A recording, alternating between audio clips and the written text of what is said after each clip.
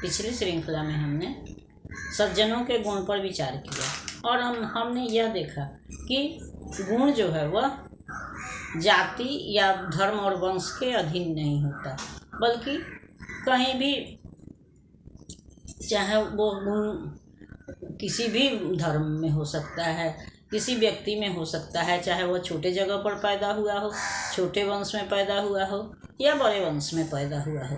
इसलिए हमारे लिए भी यही उचित है कि हमको जहाँ से भी अच्छाई प्राप्त हो, अच्छाई दिखती हो, वहाँ से हमको वह ग्रहण कर लेना चाहिए। जिस तरह से अगर सोना कहीं भी गिरा हो तो हम उसको छोड़ते नहीं हैं बल्कि उठा लेते हैं, तो उसी तरह से ज्ञान भी हमको कहीं भी मिले, किसी भी जाति में मिले, धर्म में मिले, वर्ग में मिले, तो हमको उसको ग्रहण कर लेना चाहिए, क्योंकि दुनिया गुणों की पूजा करती है, वंश, जाति या धर्म की नहीं। हम सब जानते हैं कि हमारे महाभारत के रचयिता महर्षि वेद व्यास माता सत्यवती के पुत्र थे और माता सत्यवती जो थी वो एक धीवर की कन्या थी, यानी कि मल्लाह की पुत्री थी। तो इस तरह से तो वो निम्न वर्ग से आते हैं, लेकिन महाभारत की रचना करके, 18 पुराण की रचना करके वो सर्वश्रेष्ठ हो गए, अजर हो गए, अमर हो गए।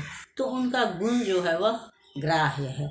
हम इसलिए कि वो महर्षि वेद व्यास के द्वारा लिखा गया है, तो हम महाभारत का या पुराण का परित्याग नहीं कर सकते हैं, उसको ग्रहण किए हुए हैं, उसका अध्ययन करते हैं, हम उसका उदाहरण देते हैं। तो कहने का मतलब यही है कि हमको ज्ञान या अच्छाई जहाँ से भी मिले उसको हमको ग्रहण कर लेना चाहिए।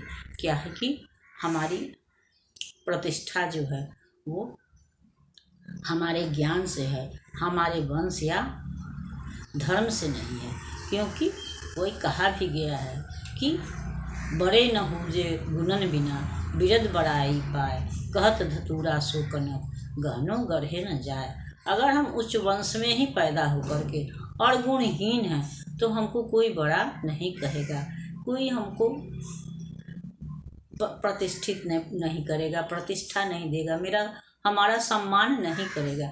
उसके लिए हमको अपने अंदर गुणों का विकास करना होगा, गुणों को ग्रहण करना होगा, या समाज के लिए, जाति के लिए, धर्म के लिए कुछ त्याग करना होगा, बलिदान करना होगा, तब जाके हम सम्मानीय बनेंगे। क्योंकि ऊंचे वंश में होने से हम ऊंचे नहीं हो सकते हैं। जिस तरह से कनक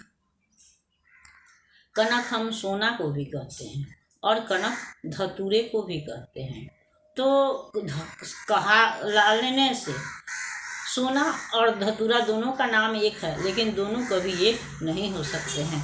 सोना जितना ही मूल्यवान है, धतूरा जो है उतना ही त्याज्य है, यानी धतूरे से हम दूर भागते हैं, क्योंकि धतूरा नशा होता है, जहर होता है। तो केवल कनक कह देने से धतूरा मूल्यवान नहीं हो गया, या वह पूजनीय नहीं हो गया, ग्रहणीय नहीं हो गया, बल्कि जो उसका कार्य जो है वह नशा का है, जहरीला है, इसलिए उसको हम ग्रहण नहीं कर सकते हैं, प्रतिष्ठित नहीं कर सकते हैं। और वही सोना जो है वह सर्वदा सर्वत्र सब जगह ग्रहणीय होता है। उससे हम गहना बनाते हैं या उसको मूल्यवान समझ के उसका संग्रह करते हैं, उसको हम अपनी निधि या धरोहर समझते हैं। तो इसलिए कभी भी हमको झूठी प्रशंसा से नहीं फूलना चाहिए और न ऊंचे वंश का अभिमान करना चाहिए, क्योंकि ऊंचे वंश में जन्म लेने से भी क्या होगा, जब तक कि हमारे गुण जो है वह ऊंचे नहीं हो, हमारे विचार ऊंचे नहीं हो।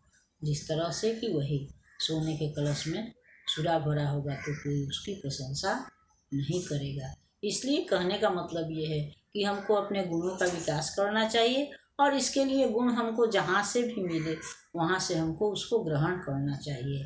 अगली श्रृंखला में हम अगले दोहे पर विचार करेंगे। तब तक यह श्रृंखला आपको पसंद आती है तो इसको लाइक कीजिए, सब्सक्राइब कीजिए। मिलते हैं अगली श्रृंखला में, तब तक के लिए धन्यवाद।